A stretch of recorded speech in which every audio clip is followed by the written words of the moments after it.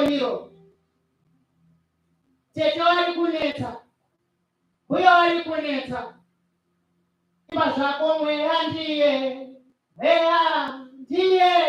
ruveneko dimara gura pindu akazvinoti nanzi opendaku weandiye vanochinda zvese weandiye ruvene imara egeni mokupei muenzaniso mudokodoko iye tichiadzwa nonzwa kuti vanhu vanonochera goridhe iko. Haleluya, haleluya. Kuri kunocherwa goridhe tinonzwa kuti vanhu vanorumiswa nembwa, asi hapana zuva rimwe chete ratakarenda kunochera goridhe iroro. Haleluya. Mukuoma kwazvo, mukurema kwazvo, vanhu vaenda kunorichera vasinei nekuti vanhu vari kurumiswa nembwa. Ndava goridhe rinodii nhai? Rinokosha. Haleluya, haleluya. Ndirowo basa raSatani kuupenyu hwedu. Basa rake nderekutora munhu kuda kumukanda munzvimbo yechiazwa, kumurumisa nembwa. Haleluya. Asi ndizvo hawo Mwari achiziva kuti munhu unokosha anokusimudza. Haleluya. Asi kana uchinge wasimudza hauzonyarari. Haleluya. Ndipo patinoimba paya kuti Baba kuu nakaipe onhamburi kozakari Baba kundita kapasi pano jikao natiri kupa asiha musakarama ananji kabedu Baba. Haleluya. Waitirwa nyasha wanhongwa naMwari munzvimbo wane kodzero kuimba kuti Baba kunakai kwedu, nekuti wakanga uine dambudziko rawangu ari mumairo ranga risingatarisirwe kuti uchapabuda, asi nenyanga dzaMwari wakaoneka uri kubuda. Haleluya, haleluya. Tanzwa shoko richiti panga pane mumwe mudzimai anga arwara kwamakore anokwana kuita 12, aine chirwere changatambudza. Haleluya. Mushure mekunge ashandisa mari zhinji kwazvo mukuedza kuda kuti dambudziko ripere, shoko raMwari rabudisa pachena kuti mari yese zhinji nepfuma zhinji dzakaparara pasina chabuda. Haleluya, haleluya. Ndopaanonzwa nezvemurume uyo anonzi Jesu, kuti asvike pane murume uyo anonzi Jesu hazvaikwanisika. Jesu akanga achaunga sekuungana kwatakaita pano, ari pakati pevanhu. Haleluya. So mudzimai uyu anga achidonha ropa, hazvaikwanisika. Saka makauya zano mupfungwa dzake, akazviudza kuti kana ndikangobata chete. Haleluya. Ndikabata hanzu yashe zvangu zvaita. Haleluya.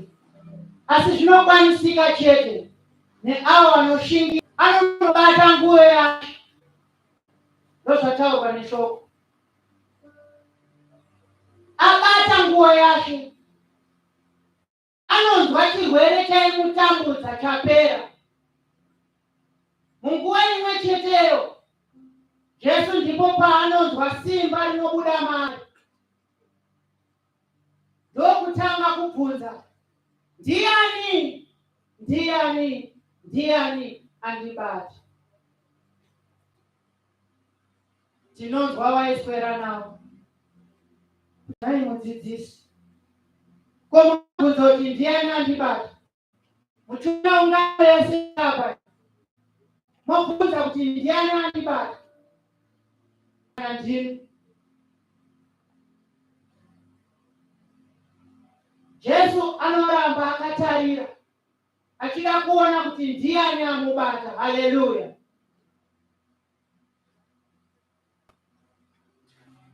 Mudzimai achiziva kuti aneswa, unoenda woti, ndini Ishe, ndakubata ine chikonzero, ndiri kurwara, asi zvino ndaponeswa.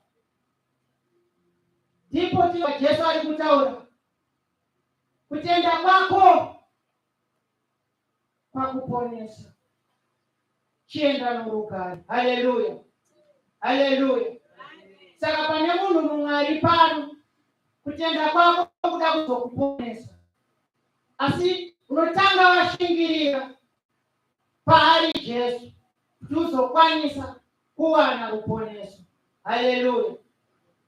Chimbomira kune avo vanenge vachida kukukwenya tiri panzvimbo ino, pasinei nekutonhora kuri kuita kunze, ndonoziva chauri kuda kubata. Haleluya, haleluya. Usachinjiswe fokasi neumwe munhu ari pano. Zvakangofanana nefoni. Foni kana uchida kuishandisa for 5 days or for 4 days, unoichaja kuti izare. Asi kana ukasaichaja kuti izare, mazuva ari kuda kuti isvike, haasviki, ndava haina kuzara. Zvakangofananawo nemimi mamakagara imomo. Ukanzwa umweni munhu ada kukudhisturba, chingomudza kuti amuchajini. Haleluya. Nongomudza kuti amuchajini. Amen. Because walipo vanhu vakadaro vasingadi kuona uchienda pane rimwe level, vasingadi kukuona uchirapwa pane chirwere chako chiri kukutambudza, havadi kukuona uchisimudzirwa padambudziko rako rainaro. Saka zvakakosha kuti umudze kuti amuchaji, so that unokwanisa kusvika pamazuva ayo auri kufanira kuti unge uchisvika. Haleluya, haleluya.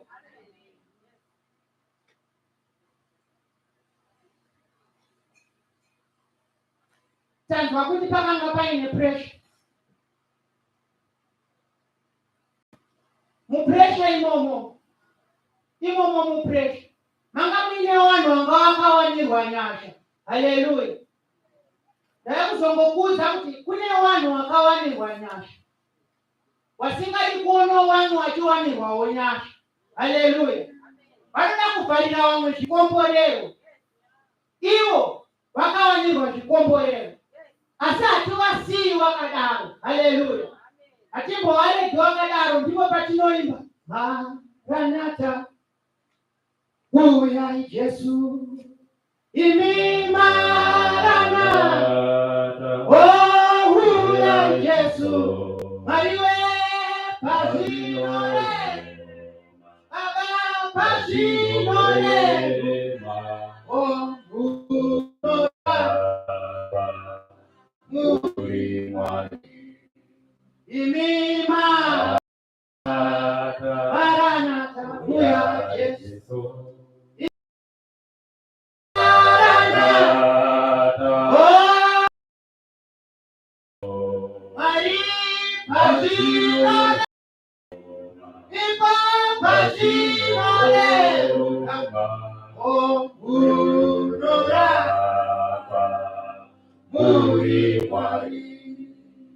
Hatikubvumire uchidaro. Kana wakanirwa nyasha, itoa kuti umweni munaonirwe nyasha. Haleluya. Kana wakanirwa nyasha chimbopawo mukana kunaona asati agaukira chikomborero chenyasha kuti angowanoka chimenu kadoko kenyasha. Haleluya. Haleluya.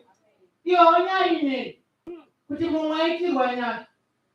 Ndinoona kuti munhu anotondwa godo nenyasha dzinenge dzawira pano umwe munhu asi anokanganwa zvakusakina. Haleluya.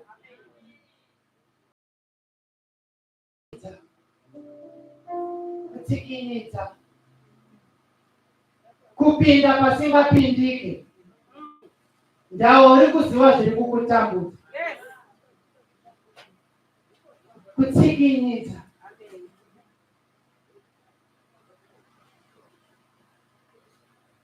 Tingauya nemari yakawanda kuzocheta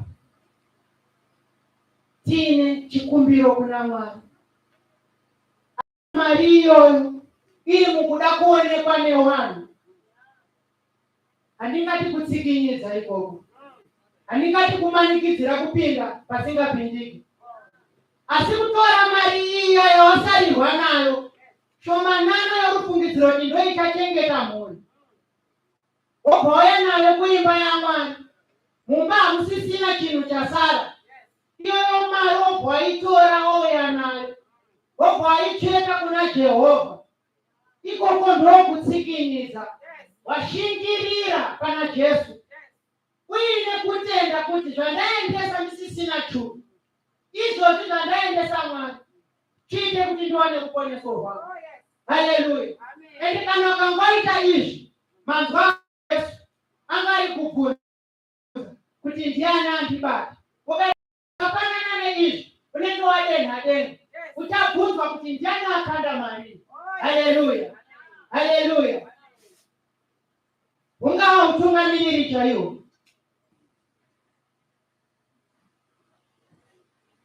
Unouya nebupuro rako mukuzara. Kumba zvichida muri itori nenzara. Asi unosacrifice kutora zvese zvasara mumba. Ndauri kuziva kuwanisa zvinhu izvozvo. Zvichida nerimwe zuva anogona kungozvitora nekuti hazvisi zvenyu. Haleluya. Zvinhu izvozvo zvine anotipa. Ukazoona anotipa akusvika pakubvunza kuti ndiani, ndiani, ndiani. Haleluya. Haleluya. Kutsikinidza.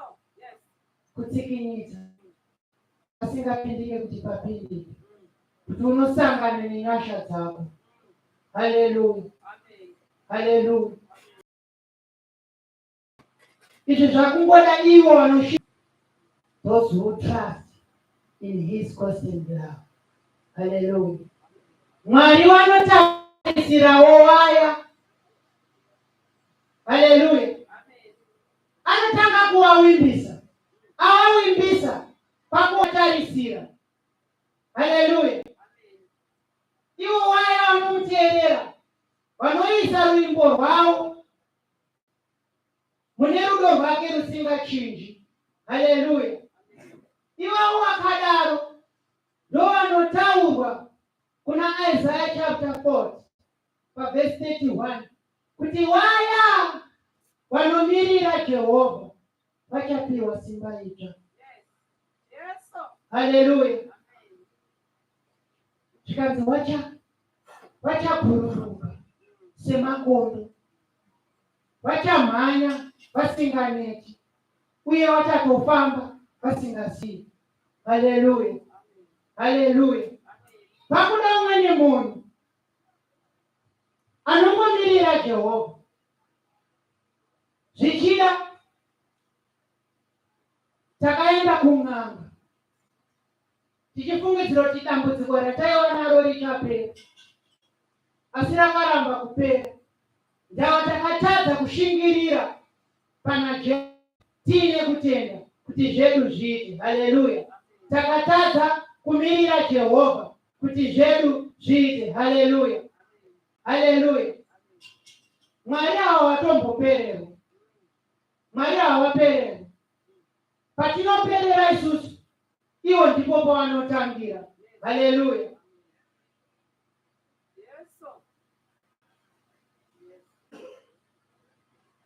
Tikatarisa kuna Israeli, hana kuperera muupoteri. Tikatarisa kune mudzimai watataura nezvake, hana kuperera mukutambudzika nechirwere chaimutambudza, pane paakasvitswa naMwari. Haleluya. Tikatarisa Josefa angachataurwa nezvake, hana kuperera mujeri, pane paakasvitswa naMwari. Haleluya. Tikatarisa Hana, hana kuperera mukuwa chiseko, pane paakasvitswa naMwari. Saka nesuwo pano tine patinoda kusvitswa naMwari kana tichinge tashingirira nekutenda Jesu, zvedu zvobva zvatoita. Haleluya. Nekuti Mwari ndiMwari wasingapereri. Haleluya.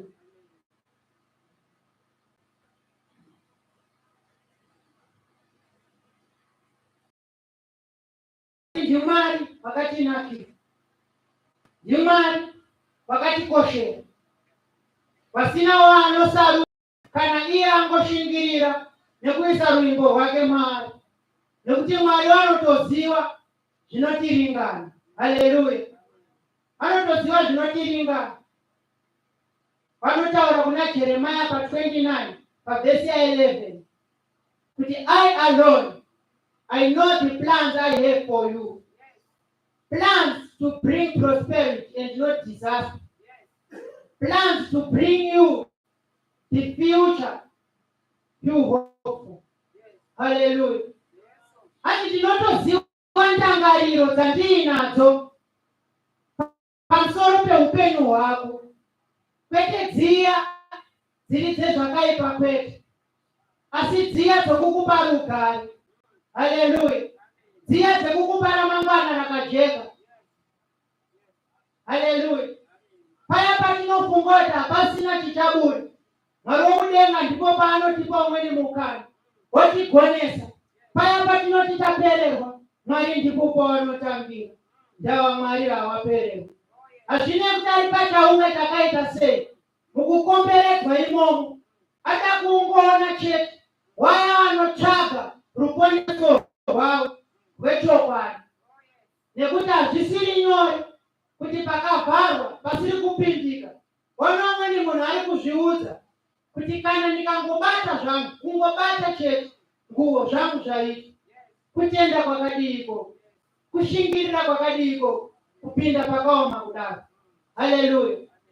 Zvakuda iwewe neni kuti tishingirire pana Jesu kuti zvedu zviite.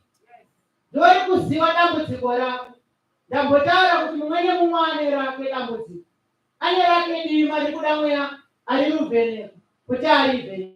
Haleluya, haleluya. Ndokubva taudzwa pano kuna Hebrews chapter 12 verse 24 pane ropa iro riratotiunganidza pano kubvira pazuva rakarongwa sangano rino, kudzamara tichiuya pano tichinzwa first sermon nezuro. Iyeyo atotiunganira pano. Hanzi pane ropa riri maari rinototaura zvinhu zviri nani, rinotivimbisa zvinhu zviri nani. Paya pataita hapachabudike potobudika, zviya zvaisatarisirwa kuitikika zvotoitikika, vanhu vachiti hazvichaite zvototanga kuita. Paya pasisiri kufamba pototanga kufamba. Vaya vari kurwara utooneka vari kuporesa, vaya vari kuchema utooneka vari kunyaradzwa. Haleluya, haleluya. Nekuti irori ropa harisiri ropa rakajairika, iropa rataurwa kuti rinototaura zviri nani kupfuura ropa ramukoma Abheri. Haleluya, haleluya, haleluya. ndori kuziva dambudziko rawina itazvida kutombodudzirwa ndori kuziva chiri kukunetsa. Mudzimai paanga achiona chokwadi pfuma yaparara, kumba hakuchagari.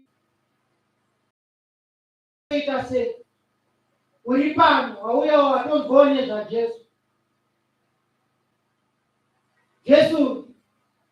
Jesu uyu hama dzangu muchinhu wekutamba naye.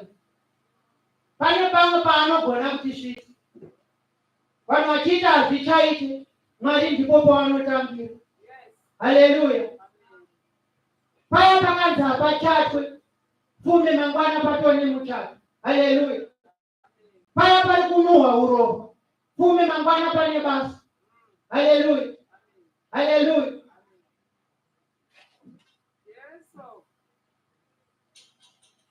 Vavengi vako vari pano, ndinokuimbisa kuti ndinoyambuka. Vavengi varipo, ndinoyambuka. Vavengi varipo, ndinoyambuka. Vavengi varipo, naje ndinoyambuka. Atarirawo ndinoyambuka. Iwo hama dzangu ndinoyambuka. Iwo vavengi varipo, naJesu ndinoyambuka. Iwo vavengi varipo, hama Jesu ndinoyambuka. Vakutondorese ndinoyambuka. Iwo vavengi varipo, vakushore ndinoyambuka. Iwo vavengi varipo, naJesu ndinoyambuka. Iwo vavengi varipo, naJesu ndinoyambuka. Vakukuire mashure ndinoyambuka. Iwo vavengi varipo,